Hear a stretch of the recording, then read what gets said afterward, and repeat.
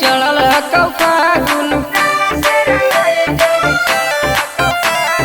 काहे लगाबो बिछौड़िया के साबुन रंग से रंगाई जमी चढ़ल कौन सिंह जी तोरा कोरा में धरत छौड़ी दोनों बैलूना मजा दौजी रंगत छौड़ी दोनों बैलूना मजा दौजी रंगत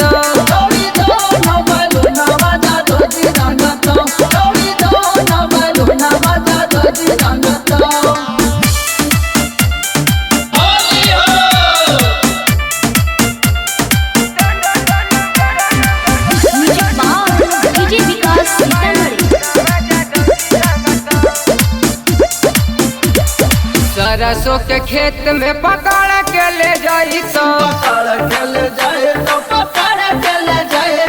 लाल पियर रंगवा सगरो लगाई तो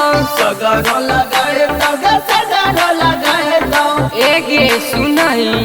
सरसों के खेत में पकड़ के ले जाई तो लाल पियर रंगवा सगरो लगाई तो चढ़ल हो जवानी थोड़ा नामी आई तो छोड़ी दोनों बयालू ना मजा दौजी रंगत छोड़ी दोनों बयालू ना मजा दौजी रंगत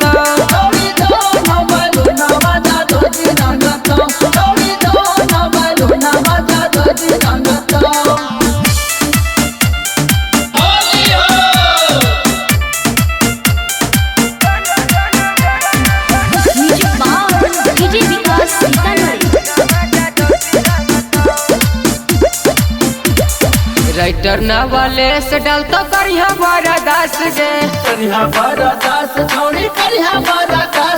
मारुति लाल के हाल छौड़ी तोरे प्रयास गे हे गे राइटर नवाले से डाल तो करिया बड़ा दास गे मारुति लाल के हाल छौड़ी